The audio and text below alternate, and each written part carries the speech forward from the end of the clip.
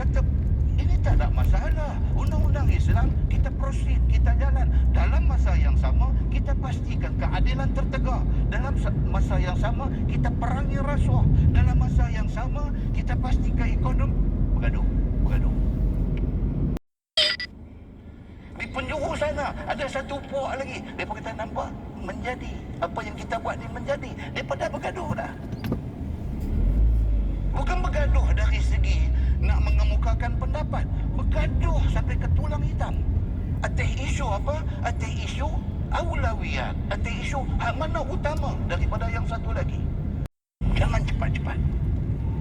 Tidak ada siapa dalam dunia ni yang tak dites, yang tak diuji. Satu laki-laki kena tes dengan isteri, satu isteri kena tes dengan suami, satu ibu bapa dalam sebuah rumah tangga dites dengan anak-anak. Apa pun yang berlaku, jangan sampai mulut kita doa benda-benda yang tidak elok ke atas anak-anak darah daging kita. Kepada Allah, derhaka pada mak ayah, kamu buat satu persaksian yang palsu. Nabi ulang lagi. Nabi kata dosa besar itu ialah syirik kepada Allah.